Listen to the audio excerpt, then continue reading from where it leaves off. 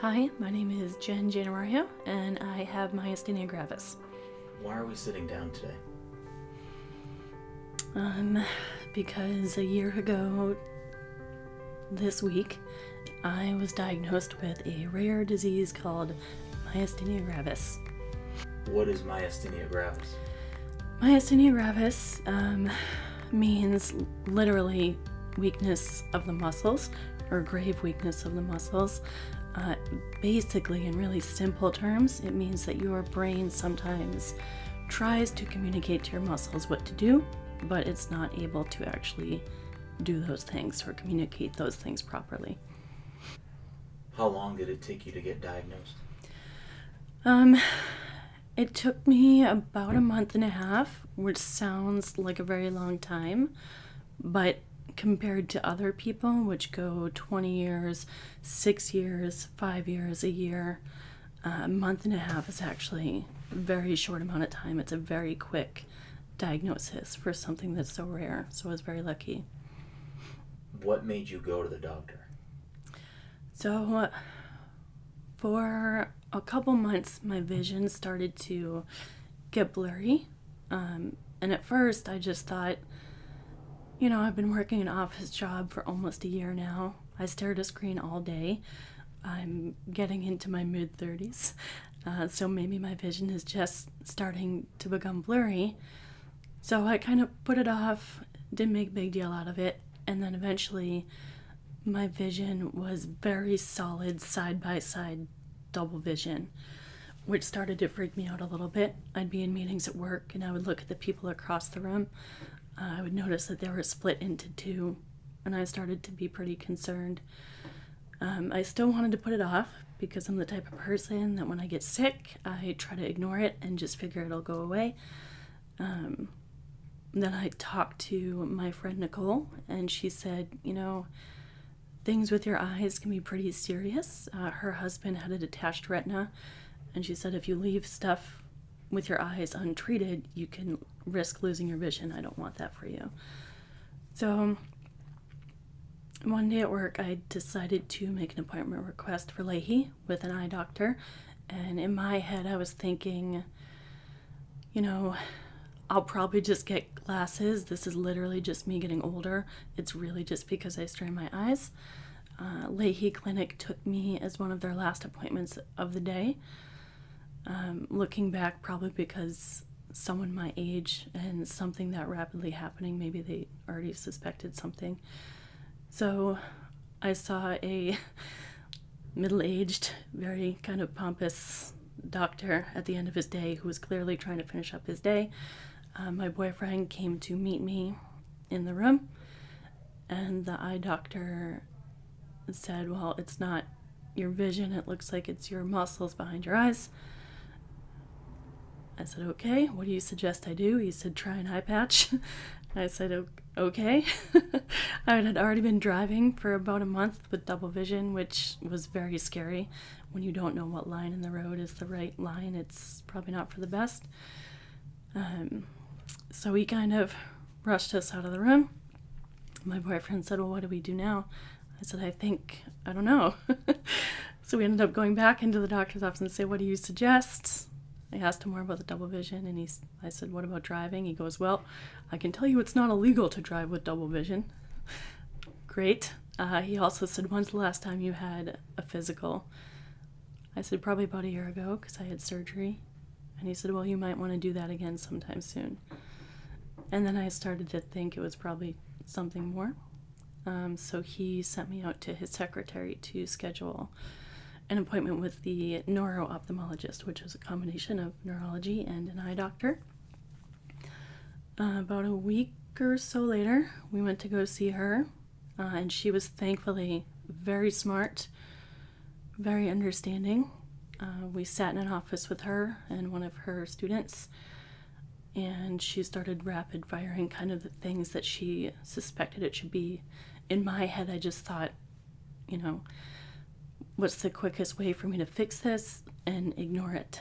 In my head, I was still hoping it wasn't something serious, but she started bringing up things like a brain tumor or MS or this thing she mentioned very quickly called Myasthenia Gravis. And that word just kind of brushed over me. It literally was just like warbled words to me. I'd never heard of it before. Luckily, my boyfriend put it in his phone, and we ended up looking it up later. But she said clinically, it sounded like my symptoms were something called Myasthenia Gravis.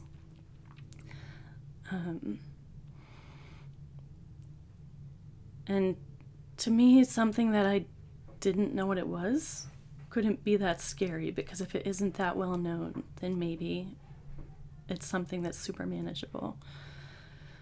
I asked her about what I would do, and she said, well, we have surgeries that can fix your eyes. We also have glasses that can correct the double vision. She said, but Jen, I'm worried that that would be a short-term fix for something that would be a more long-term problem.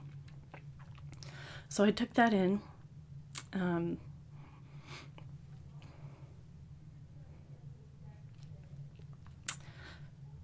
I saw how worried my boyfriend was. But luckily he saved the term Myasthenia Gravis on his phone. And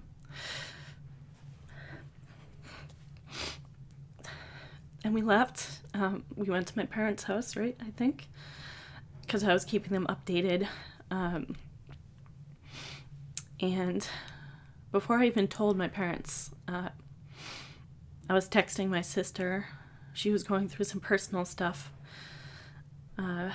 with some in-laws. She was having a crazy week. So I texted her, and she said, how did your eye appointment go, or your doctor appointment go? And I said, they don't think it's my eyes. They think something might be wrong with my brain. And saying that, or just texting it, I guess, putting that out there, felt so weird. And my sister just couldn't handle it. She said, I have to stop you right there. I can't handle this right now. And she didn't mean it in like a short way or a terrible way. She was so amazing. But she said, we have to talk about this later, because right now I would just collapse. I said, okay, that's fine. From that moment, I decided to not tell my brother. I'm very close to my family. He moved to Austin, Texas a few years ago. So I figured until I had a concrete, definite yes diagnosis about anything or more information, I wouldn't tell him anything, because there's no point in making him worry while I'm sitting here not knowing what's going on. So eventually we go to my parents. We tell them all this information while we're waiting. A few weeks of MRIs, CAT scans, blood tests, working at this point with the same neuro-ophthalmologist, and she's going to connect me to a neurologist at this point, because she says clinically it sounds like I have myasthenia gravis, but they still need medical proof that I do. So back and forth to my parents' house a couple times after these set appointments, boyfriend by my side. It was hard going back and forth to my parents' house in an eye patch, scared, not knowing what's going on. I tried to avoid Googling myasthenia gravis. I know that my boyfriend had been. I just know when I Googled it the first time, there was an image of a woman whose eye was completely drooped down the side of her face. And the little blurb that it says is that muscle weakness, okay, that sounds manageable. And it literally says, this disease is manageable and treatable with medicine. Perfect. I would much choose this over MS or brain tumor. Let's do this. I thought in my head, like, this part is scary, but the end result might be something that I can very easily deal with. I remember my dad printed me out a packet because he's a pharmacist, so he gets backgrounds of certain medications and diseases. So when he was at Stop and Shop, he printed me out a pamphlet and a little packet on myasthenia gravis. I stayed over their house, I think, one night before one of my tests, and he had me read it, and it still kind of said the same thing. It's manageable, muscle weakness, very treatable. At the very end, it said 20% of people with myasthenia gravis face difficulty breathing because their respiratory muscles are affected. Scared me a little bit, but I figured, like, what are the odds that A, I have this very rare disease, and B, I have the rare form of this rare disease that could be life-threatening. So, for the next couple weeks, just sat in not knowing phase. Just tried to live life per usual, but going to work with an eye patch, feeling really cool. Still dealing with double vision. I remember saying to my dad one of those nights, "Dad, do you think it's myasthenia gravis, or do you think there's a small chance it could just be something else? Like, maybe this is just a fluke. Maybe my eyes will just go back to normal." And he said, "Jen, I think this is what it is." And I knew that it was. Sorry. Why are you sorry?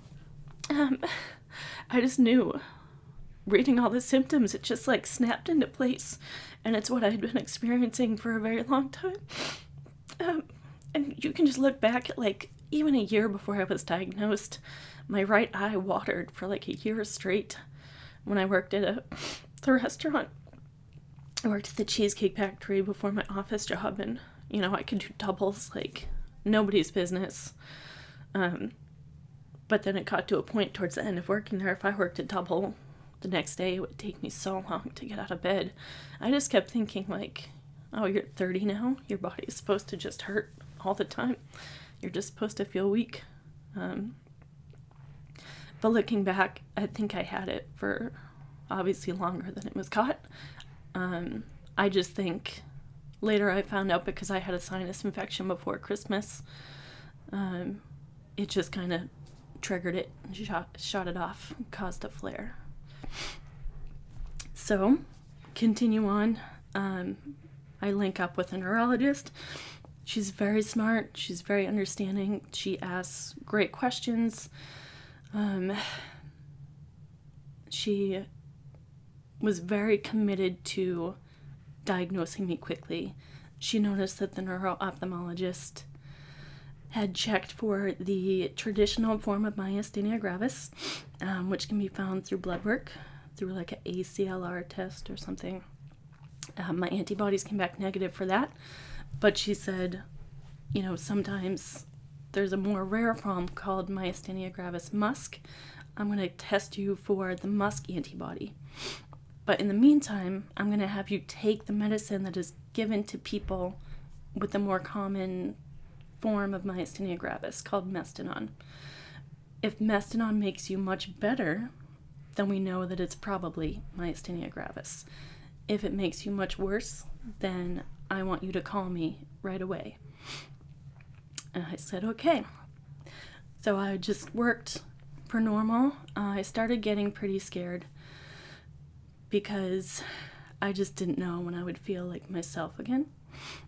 So I really wanted to see my friends. I hadn't seen my girlfriends in a while because I hadn't felt like myself since before Christmas. At this point, it was towards the end of January. So I met with a few of them. I have a lovely friend who's a doctor who I had been checking in with and telling her all about these symptoms, and she was so lovely. She was really washing away a ton of my fears, and she was keeping things realistic, but also she was very compassionate. So I would ask her these questions, or after I left my doctor's visits, if I was confused, she would answer my questions. So going to hang out with my girlfriends, she was the only one that knew at that time that I was sick. When I got there, I had a really hard time talking. And one of my friends had said their kids were sick, which I was nervous about. I didn't want to get more sick. And then I found myself sitting at the booth, and my neck was so weak I couldn't keep my head up. So leaning over the booth, and it was really low compared to where the bench was, so I very awkwardly sat like this all night and tried not to talk because my voice was so shaky. But I really just wanted to see them so bad. Luckily, none of them noticed that I was acting pretty weird. I got in my car. The week before that, my double vision was a little bit better. On the ride home, it was completely double again, and I started crying.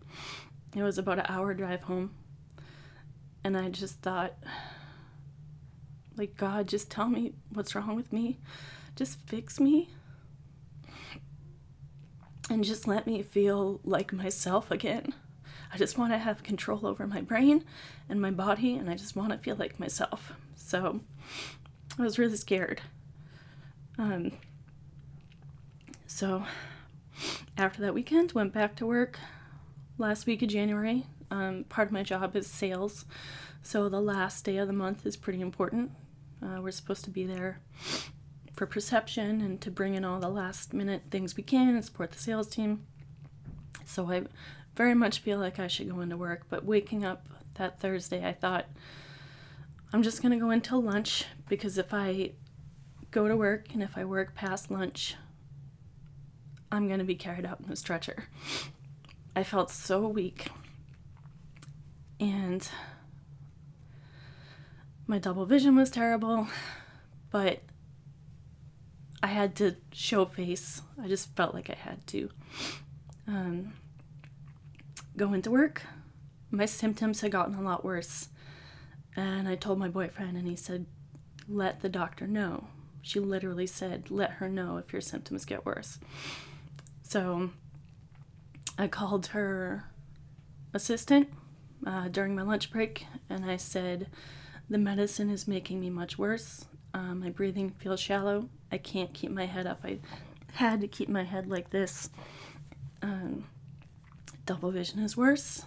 I feel much weaker. And she said, I'll tell all your notes to the doctor and you'll go back to her before this afternoon. So my neurologist called me around 2 or so at this point, and I'm just sitting at my desk trying to work. At one point, one of my managers, Chris, looks over at me and he says, Jen, what's wrong? He's like, you don't feel good? I said, I feel awful. And he goes, go home. He goes, you feel like you have to stay? Go home. I said, no, it's okay. It's all right. He was trying to force me to go home, but because I'm a psycho, I stayed.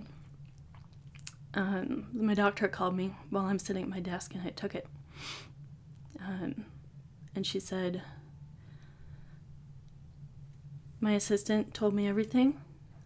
You're getting worse. I'm worried that there's a chance that you could stop breathing. So I need you, are you in Burlington now or Salem? I said, I'm in Burlington. She said, I need you to go to the emergency room at Leahy, Burlington, and admit yourself to be treated. And that's a lot to sink in. And she said, also, we just received the results from your blood work, and you did test positive for Myasthenia Gravis musk. So that type of medicine wouldn't cure me because it's not for the right type of myasthenia. It would actually harm me. And at that point, she was worried about me going into myasthenic crisis, which means that your breathing does shut down because those muscles are affected. So there's a lot going through my head. I just know that I have to get out of that space at work because I had a lot of phone calls to make. I had to call my boyfriend who was at work. I had to call my parents who lived up the street. I had to call my sister because she needed to know what was going on. And finally, I had a diagnosis, so I had to tell my brother somehow. So a couple of people, one of my managers and my team lead at the time, offered to drive me to the ER, but I was just so flustered. I went up to my managers and I said, hi, I have to leave. They think I'm going to stop breathing. And they're like, we have to drive you? I said no, because I knew I had to have all those sensitive conversations in the car. So I drive to Leahy with the double vision. They remodeled, so the emergency room was somewhere that I didn't expect. I couldn't really see, so I just had to follow the red signs and hope that I went the right way. So I called my boyfriend on the way. He has terrible service. So he couldn't answer, and I just really wanted to get in touch with him. I called my sister. She was at work, so I left her a message, and I called my parents. My mom was the first one to call me back, and I tried to keep everybody as calm as I could, and I said, Mom, I'm going to the emergency room. They'll probably just hook me up with some liquids. I'm sure it's going to be fine. Don't worry, I'll keep you updated. In my head, I still thought I might maybe stay the night. I just thought it would be a quick fix. They had some type of magical MG medicine I didn't know about that would snap me out of everything, and they'd send me home maybe in like 24 hours, 12 hours, 3 hours. My mom said, me and your father are coming. I said, you don't have to do that. My sister called me and said, I'm on my way to the hospital. I'm going to try to call Brendan too. I'll make sure everyone's there. I said, nope, it's not a big deal. I'm just going to probably get some liquids. I'll be on my way. And she said, nope, I might have just quit my job. I don't care how long I have to stay. I'm coming there. I'll be there. Okay. So I go there. I check myself in. They take me behind the curtain pretty quickly. They take blood. Eventually, my boyfriend and sister get there. I'm in a back room in the ICU. They're testing my muscle strength, my breathing, things like that. And they admit me to the hospital. And I end up being there for almost 2 weeks. So tell me about your stay in the hospital. Sure. So once I was in the hospital, I started off in the ICU, and there was some back and forth about whether to keep me there or put me up in critical care. I ended up in critical care for most of my time. My boyfriend slept on a chair for about 10 days, and my mom, dad, and sister were there the entire time. I was never alone, which was nice. I had a big group of resident doctors working on me that worked below my neurologists. And the plan was to keep me there for 5 treatments of plasmapheresis, which very simply means that they kind of clean the bad antibodies out of your blood and they replace it with a collection of thousands of people's blood that is supposedly healthier. So I was scheduled for 5. I made it through about 2.5.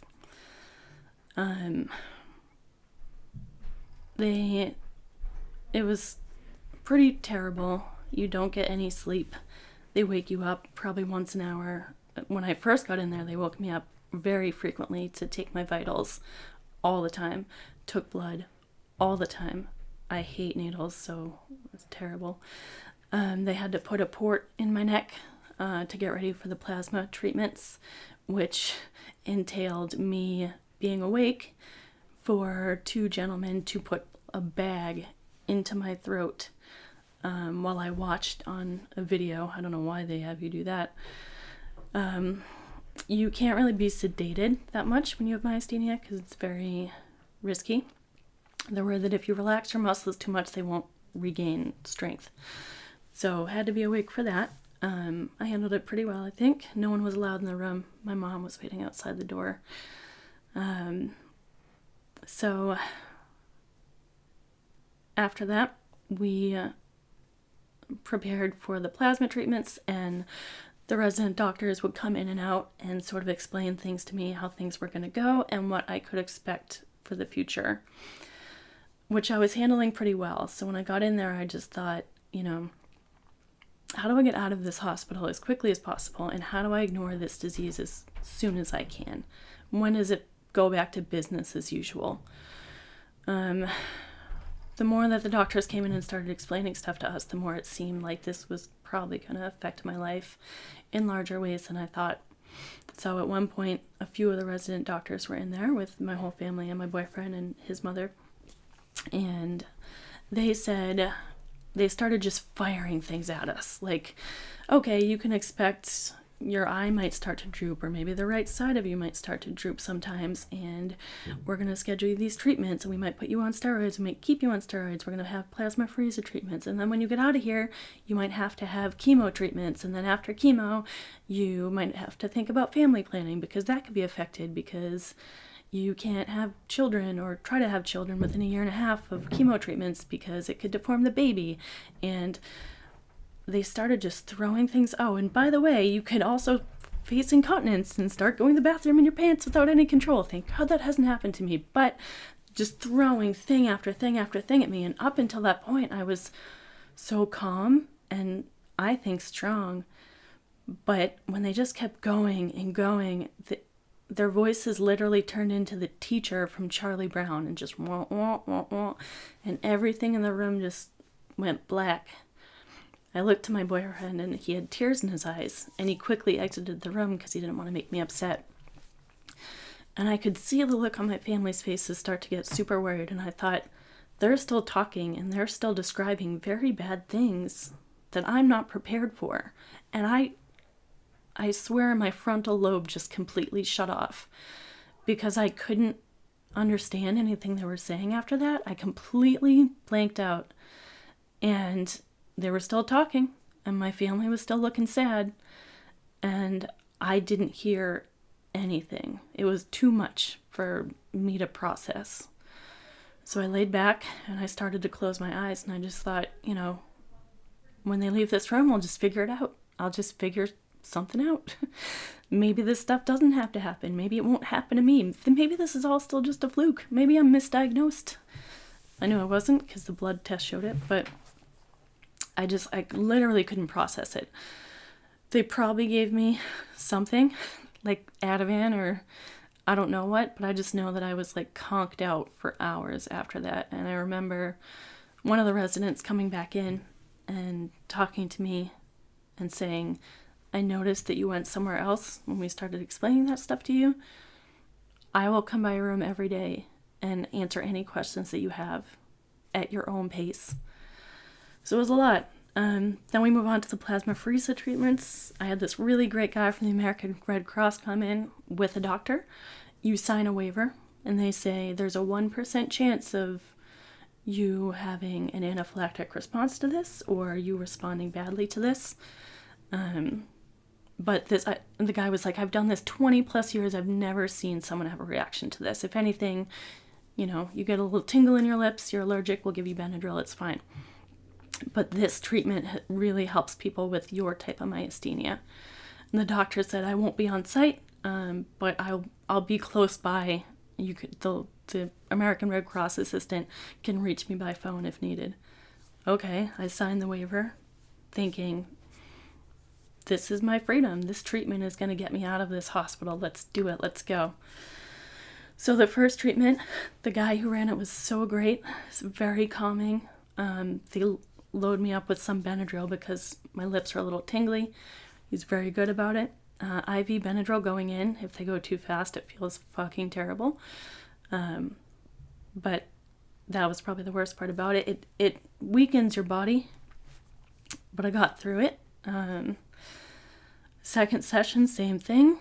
Great job. The guy was wonderful. Third session, me and my sister saw the gentleman who helped us through it the first couple times, and he said, I actually won't be helping you today. There's another request on the floor. You have someone else coming in to help you. And I thought, oh man, that guy's so good. He knows my situation. That's a bummer, but that's fine. So a woman comes in who's very sweet and very nice, but totally different. She takes almost like an hour and a half just to set up the room. She keeps calling me by the nurse's name. It just felt completely different, and I was a little bit nervous. I texted my sister. We were joking back and forth about this lady because she was eccentric, but once again, very nice. Worked for the American Red Cross because Leahy can't administer this stuff. It has to be the people that work for them. So I text my sister, LOL, I'm gonna die. So she starts giving me the plasma. My lips start to itch again. I tell her, so they give me a little bit of Benadryl. So I start to feel different than I did before. I start getting hives behind my ear. And she notices. My sister is looking and she says, hey, this is also like the one day that my boyfriend, we convinced him to go back to my apartment and check on the house and the cat. And he really didn't want to leave, but he did because we forced him to. So my sister calls out the hives behind my ears, and I look up at the clock, and this procedure usually takes like 3 or 4 hours. I look up at the clock, and I said, how much longer do we have to go? And she said, oh, you have at least 3 hours left. And my body felt like it was filling up with poison. And I was so weak, and I was starting to shake, and things just started to feel wrong. And I said, I don't know if I could do that long. I don't know. And I knew in my head, I was like, my body can't do that much longer. The other 2 treatments seem so easy, and this one is bad. And my sister was like, she needs more Benadryl or something. Like she's having a reaction.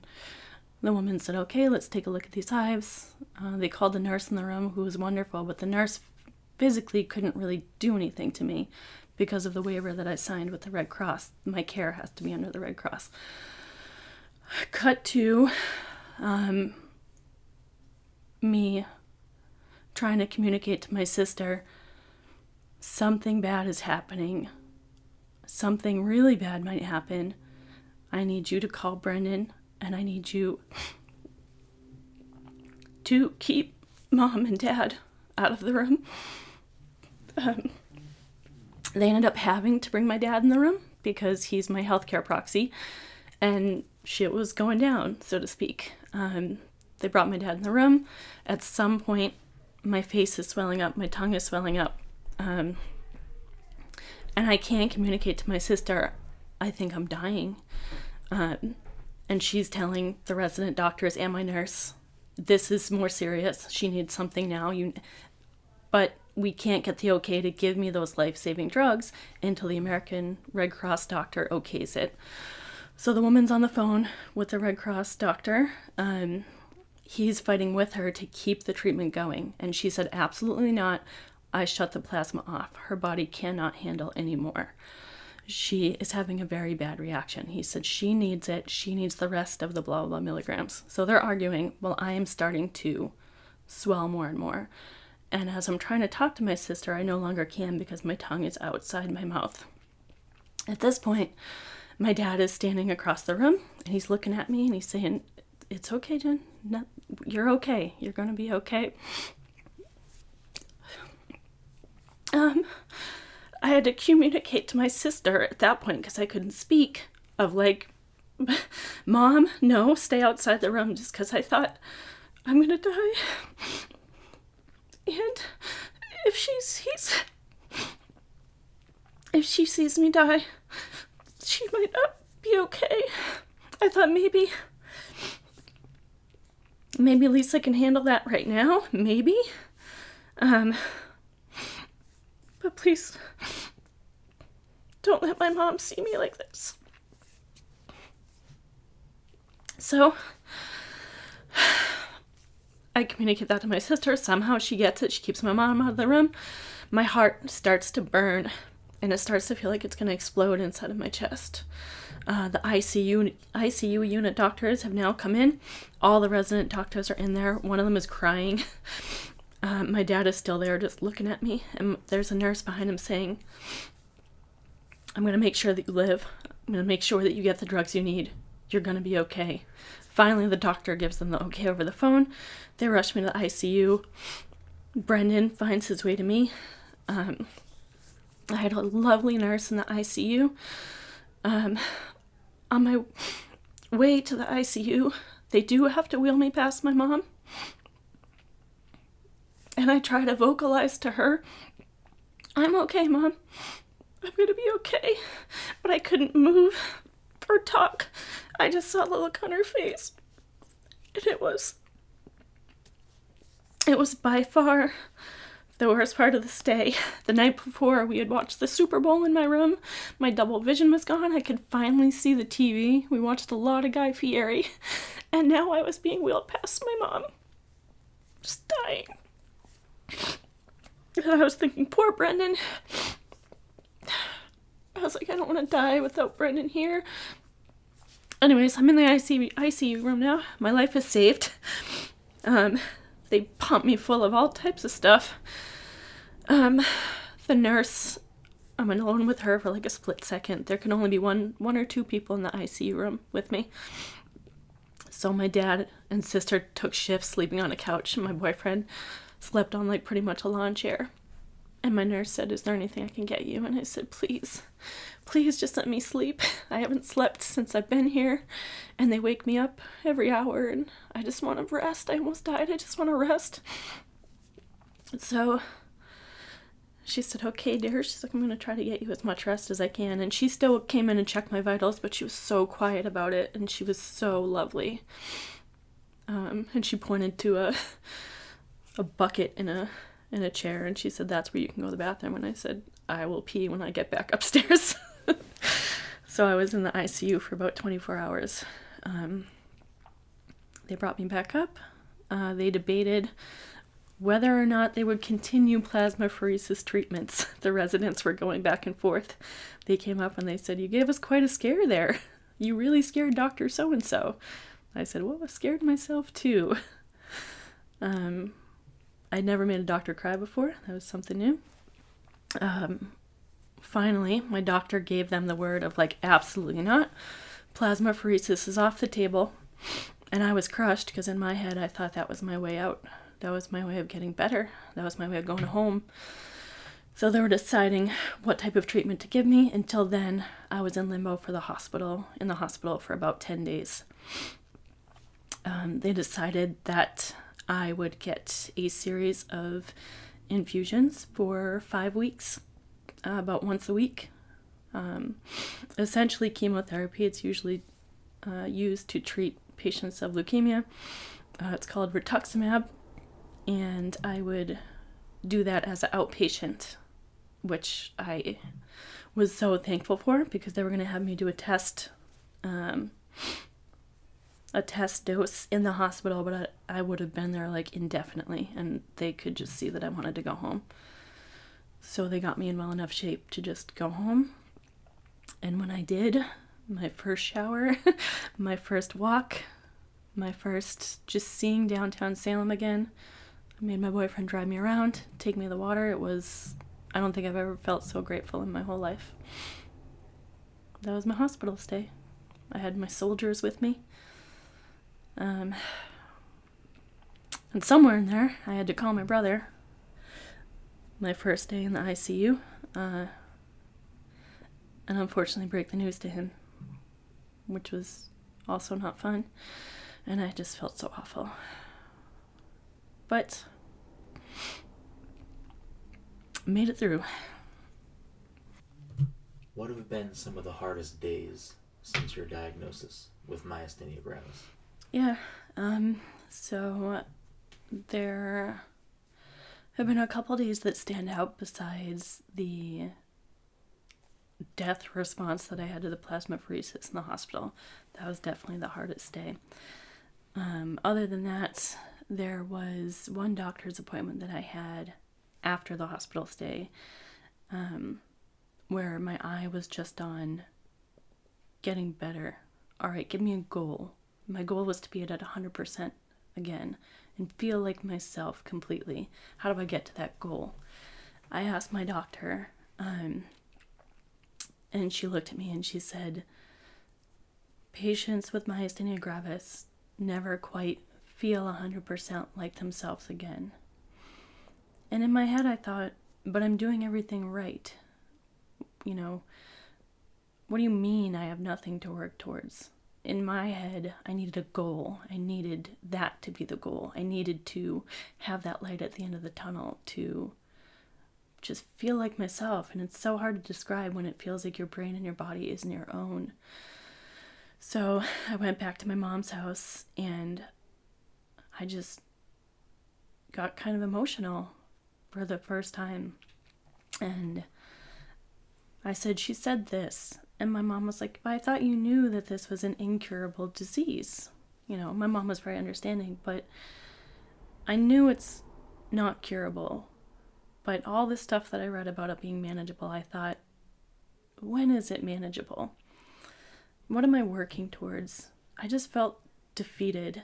And then I got into a deep, dark hole of going on to the group Facebook pages and seeing people that were in much worse shape than myself, people that have been in and out of the hospital 15 times in a year, people that were put on ventilators because they can't breathe, people that completely lost, you know, the function of one side of their body, in wheelchairs, you know, living like 100-year-old people in, you know, my age body. And I got this migraine that I just couldn't get over, because I just thought, what if this is as good as it gets? Like, what if I can just function and that's the best that I can feel? I don't want this to be the best that I can feel. So I had like a few hours of feeling very sorry for myself, and my mom just tried to do everything she could to help me. But it's easy to get in a hole of, this sucks. So I sat in that for a while, but I thought, I can't sit in this stuff. I can't let it consume me. If 100% isn't an option, then I have to pivot my brain to think of what the highest percent of feeling like myself can be and figure out how to get there. Second worst day was going to see a movie with my boyfriend around 4th of July, a couple days before, I think. Went to go see the Spider-Man movie, whatever the most recent one was. And we were trying to plan for 4th of July. Usually I love summer. I love hot, humid weather, but it's something that deeply affects my body now. And it makes me very, very weak. And this past summer was very tough. And normally we go to a friend's lake house and we like hang out on the boat all day. We like to do a lot around 4th of July. It's one of my favorite times. The summer is one of my favorite times to plan. But I was getting used to planning my energy and planning my strength and planning safely for the summer. We were trying to plan. We were trying to talk about going to his mom's pool, but also I wanted to see the fireworks in Salem. In my head, part of me knew that my body could either do one or the other. And I have this really big, strong emotional connection to fireworks. So one of my goals was trying to get there. And I just got so angry that I had to cut something out. Like, the lake house was out and his mom's pool might be out, but we really wanted to see his family and his nephew. But in my head, I just thought, why do I have to do this? I hate this. I'm out of the hospital. I'm free, but I'm not free. I don't feel free. And I sat in the movie theater and looked at all around the people sitting there, and I just thought, these motherfuckers, and this is a terrible way to think, and I don't often think this way. I thought, these motherfuckers, they don't have to think about planning their summer. They just get to do what they want. They just get to do the fun things that they get to do. And I'm trapped. I'm not free. And I have to think and plan every little thing on just one day that I just want to feel free. And we got out of the movie. And I know, I keep in my head that I'm lucky. And I know there are people in worse circumstances than me. I get it. I've exhausted that thought. I feel grateful every day. But in that moment, I just felt trapped. And we get out to my car. And my boyfriend's very patiently trying to talk me through it and trying to understand. And I just lose it. I just scream and cry. On the top of my lungs, I just say, I don't know how to do this. I don't know how to have an incurable brain disease. I think I was like punching my dashboard. I don't even know. I just like blacked out in rage and fear and pissed off, but like crying and shaking and not knowing what to do, because I have been through a full year of grieving my old life, my old brain, my old body. I've gained 50 pounds on steroids, which comes with its own changes and emotional baggage and health problems. And it just all came out in that car, and people were walking by and probably thought that like we were an insane couple just fighting, but I was just screaming and shaking, and I just said, I don't know how to do this. I don't want to do this. I want to have a choice. I don't have a choice. I know people have been wonderful calling me brave and strong, but I felt like a fraud. I felt like I'm not doing anything. I don't have a choice. I have to do this. I have no other choice. So those were probably the roughest days. What has it been like going back to work? So when I was in the hospital, I was super worried about, you know, part of my job is sales. And when you're out of work for over 2 weeks, you feel like a liability. You feel scared. But I luckily had some really good managers that wouldn't let anybody touch my sales territory and just said, take the time you need. Going back to work was tough. You feel like you have to prove yourself. Like, a lot of me wants to hide a lot of my symptoms because I don't want them to think I'm a liability, even though they've made it a point to make me feel like a huge asset to the team, which I'm very lucky. A lot of people don't get that at other jobs. So they've been very understanding, but a lot of people don't realize that most of my energy is spent at work. And then when I come home, I'm majority of the time couch-ridden or bedridden. So if you choose to work full-time with this type of disease, I think a lot of people picture your weekends or your after-dinner time like pretty differently than it actually is. I really like my job and the people there are very supportive, but it's a hard balance of figuring out like how much of my disease do I show without having them worry, or without seeming negative, or without affecting the floor. But doing people with chronic illness and myasthenia gravis justice. So presenting those realities to them. When you say to colleagues or acquaintances or friends, you know, Jen, how was your New Year's? Well, I was actually really scared about my breathing that night. Who do you say that to? But like, should you not say that to people because it scares them? But it's the truth. And it's a hard balance overall, just explaining your reality to people. And at work, it's even more difficult because you don't want to affect the environment, but you also want to be realistic about expectations. What are some of the symptoms of myasthenia gravis that people may or may not notice? So some noticeable symptoms are usually your dominant side is the one that will go weak first or more normally. Some people experience drooping on both sides. For me, it's my right side. So my right eye will droop. It did more so this summer because I think my body would get exhausted easier. It's kind of like my litmus test for when I'm weak. So this eye will droop pretty aggressively. If I relaxed my face right now, you could probably see it a little bit. The right side of my mouth will start to droop, and sometimes I drool. A lot of times during the day, you'll see me touching this corner of my mouth or pushing around my mouth just to make sure I can still control it. I do it sometimes without noticing. Before the hospital was when this happened more, but it still happens a little bit, and it happens a lot to people. When I go to try to swallow food or water, or even just sometimes my own saliva, it'll just naturally come back up. Sometimes food will regurgitate out of your nose. You get weak. Anywhere, pretty much any voluntary muscle can get weak. So your neck can bob around. It gets really weak because it can't hold up your head. If I walk sometimes longer than I'm supposed to, just sometimes my legs decide you're done walking now. You have to stop. Sometimes it's very wavy. Sometimes I can feel pretty normal. But probably for the past year, there's maybe been a total of 8 days where I feel completely like myself without symptoms. Most days I do have symptoms.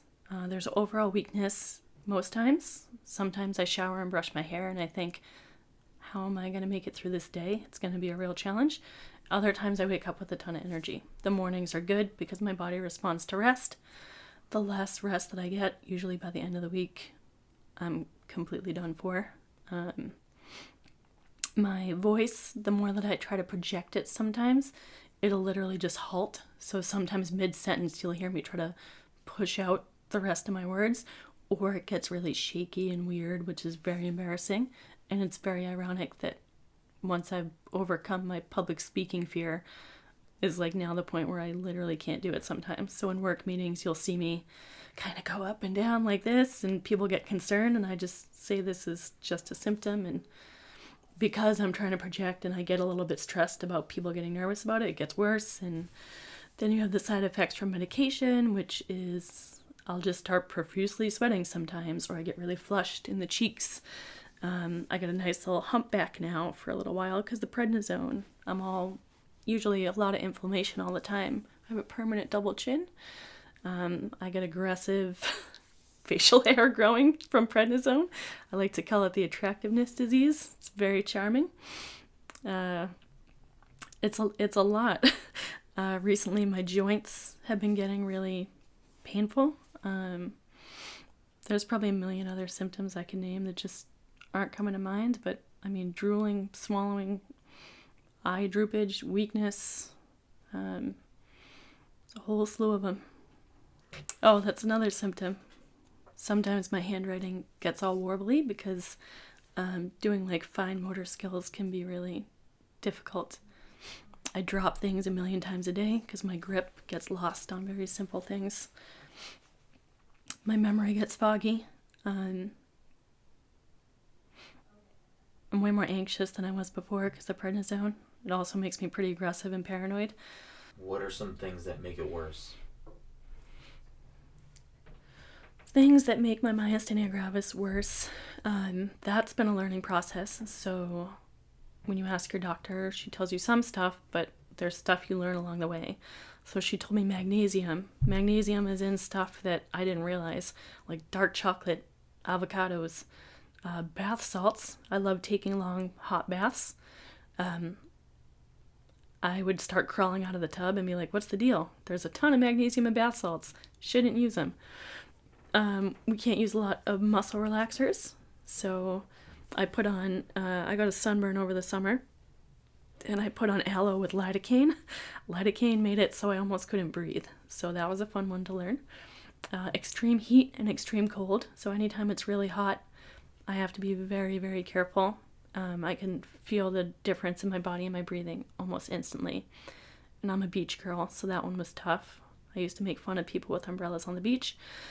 I now live under an umbrella at the beach with a cooling towel, with a fan, because I'll be damned if I can't go. What else makes us worse? A lot of stuff makes us worse. Repetitive muscle movement, it's going to make me weak. Overdoing it, so they tell you, don't push yourself. If you push yourself, it's going to make you weaker. You quickly learn that it will be just trying to live normally is pushing yourself. Working 40 hours and trying to function and go grocery shopping and just having any type of stamina is pushing yourself. So if you push yourself, it could cause your symptoms to get pretty bad. Like, so around Christmas time, I got pretty weak again.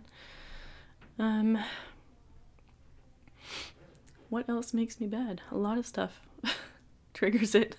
Too much stuff. Botox. I can never get Botox in my life. Damn. You'll see myasthenia gravis mentioned at the end of a Botox commercial.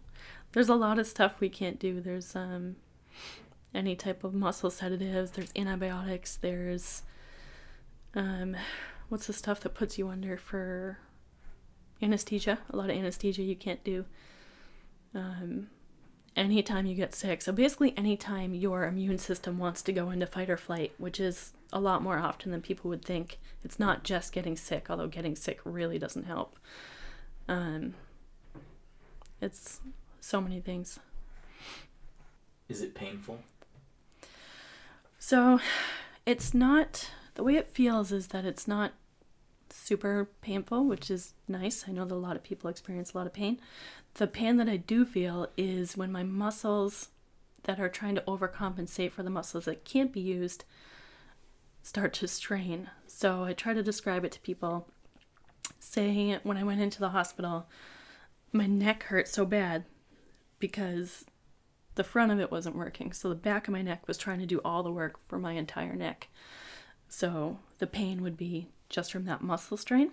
A good way to describe it when you are having a flare or your symptoms are getting worse is like if you were to wade in a pool or in the ocean for like a few hours and then you get out, you don't necessarily feel pain, but you feel very weak, very shaky, just like really exhausted. And sometimes when I start to feel stress or just worse physically, it feels literally like somebody is pushing down on the tops of my arms. Or sometimes it'll feel like they're pushing down on the back of my head. It literally kind of just feels like anvils on you. With the added fact of when you're trying to do things, your brain's trying to communicate to your muscles. It's hard to describe, but you can feel it. So before my crisis, it was I'd be eating food and I'd be sitting there sweating and just your whole body feels fluttery. And you can feel like, okay, brain, tell me to chew. Tell me to chew. Chew this piece of salad. Chew it. Keep chewing. Keep chewing. Now try to swallow. Can't swallow it yet. Chew it again. Now swallow it. Everything that you do feels like a million times more effort than how you would normally do it because you have to walk your brain through it, make sure it does it, see if it can do it, and then do it. You can feel that process happening. And all the stuff that people just do, your body is having to tell yourself to do. And you get into a process of double checking yourself. That's how it is for me, anyways. What has happened to friendships? So there's been a mix. I'm very lucky. I have the most supportive boyfriend in the world. He has turned from boyfriend to caretaker very quickly, without any questions asked. I don't wish that for him. I actually hate that I did that to him. But he is so loyal, it's almost makes me feel guilty. It does make me feel guilty because who wants to be with somebody that's sick? Probably nobody. My family is amazing. They check in on me so often. We've seen a lot of illness in my family before this, myself included, so they're very good in situations like this. I'm not comfortable being the sick person. I'm comfortable with being the caretaker. So I can't expect people to know what it's like or know how to proceed with a friendship when I can't commit to plans all the time. I had to kind of explain to my friends, like, I have to very carefully plan out my energy. Sometimes if I make plans with you, there's a good chance I could break them. Some of my friends, I've told them if I am out with you and you see me start to decline, send me home because I'll try to push and I'll try to tell myself to stay out. But please remind me that I shouldn't because I'm very stubborn. And I have wonderful friends who have constantly checked in on me and have done those things for me and have not missed a beat. And we just carry on like normal, but they just know that there's an extra piece to our friendship now that needs a little bit of extra care. I've also had some people seem very scared of me. People that maybe have reached out once or twice in a year and have said, I didn't really know what to say. I'm sorry. I hope you're well. And I don't have ill will towards those people, but I think people are worried that I'm more negative now or I'm a different person. So maybe they're afraid to approach it how they normally would with me. I'm not. I know what it's like to be adverse to illness and sick people and to not know how to deal with things that seem too big or never ending. So I can imagine that's hard for some people. It's disappointing. Some friends that you thought would be there that just maybe don't know how. But for the most part, I would say I'm very lucky. And the core group of people that really cared stuck around. and continue to be patient with me and just like me, learn as we go.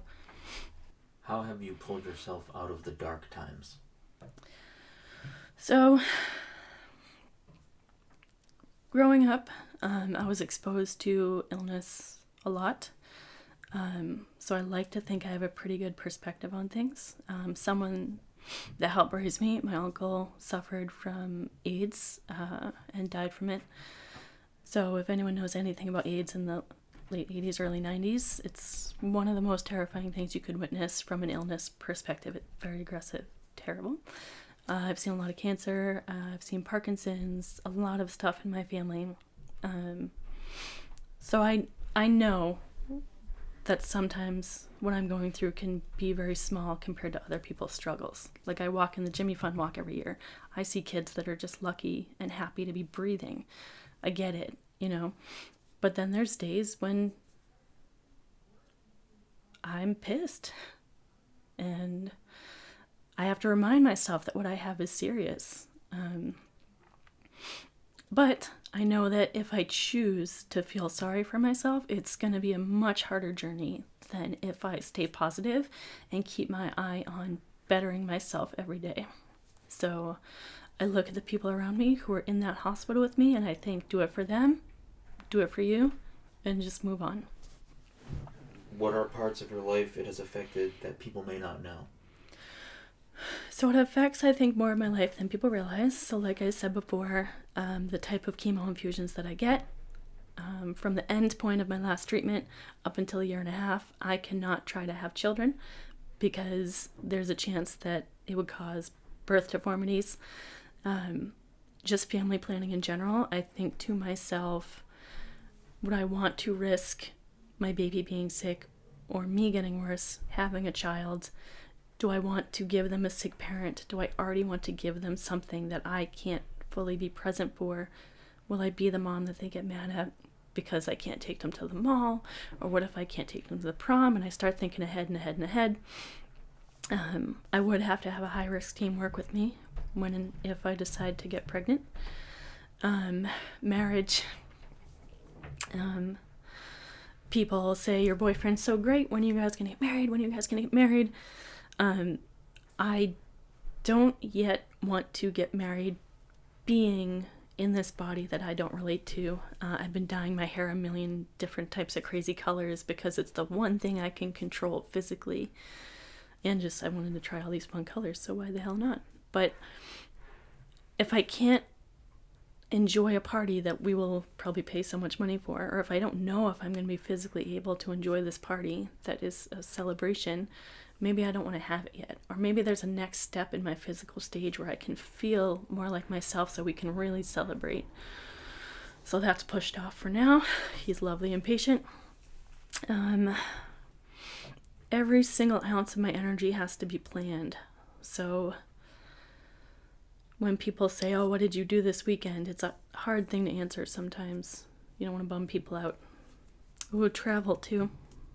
So I've been offered like 4 different work trips to cool places like Vegas and San Francisco, and I had to turn them down because my doctor is worried that if I went to these places and I had a crisis, they wouldn't know how to treat me or have the proper things to treat me. Being around sick people, I have to plan pretty carefully about that. At work, if somebody comes in sick, I have to take it very seriously, and it's hard to communicate that to them. So I do carry masks in my bag, which sometimes I get too embarrassed to wear. But to give you a reference, I got a head cold a couple months ago, and the conversation with my neurologist almost turned to, she literally ordered more chemo treatments for me because I got so weak. So it's that level of severity.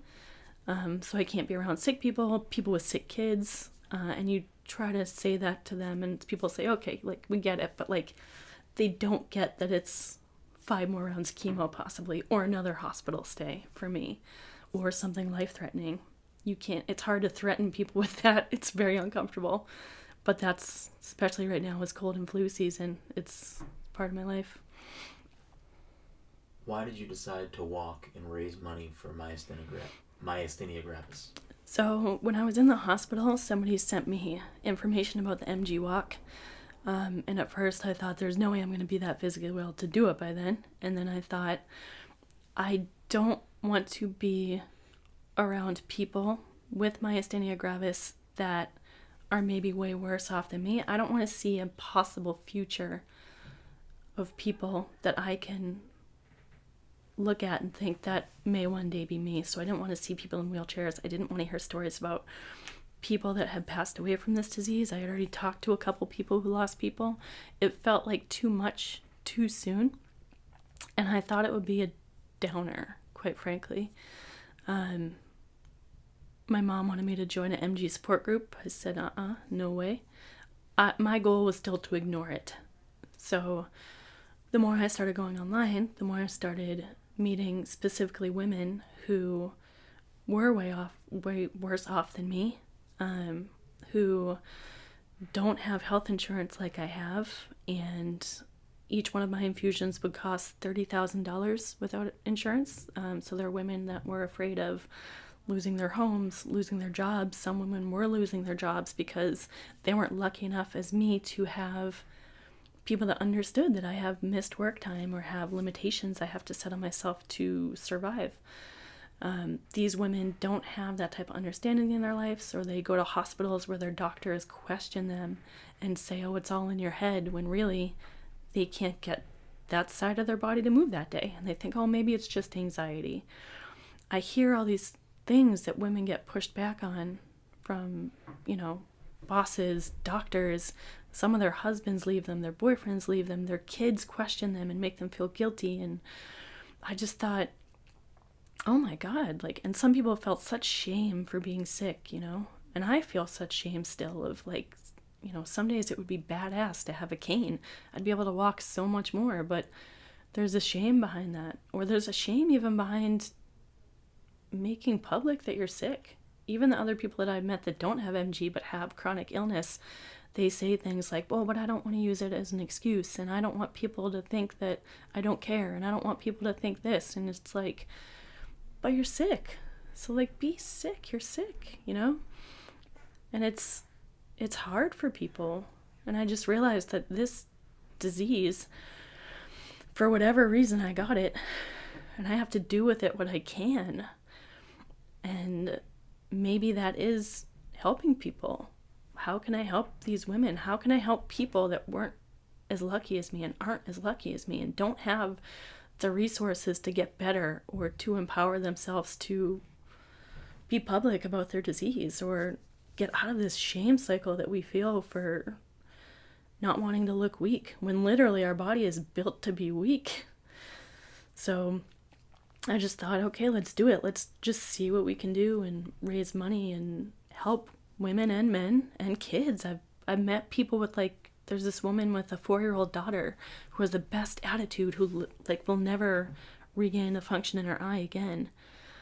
And I just want to help them. So I decided to make a team, and about over 50 people joined, which is a very large group for a walk for a rare disease. And we raised over $4,000 in an hour last year. So my goal is to exceed that. I think we raised $9,000 or something total.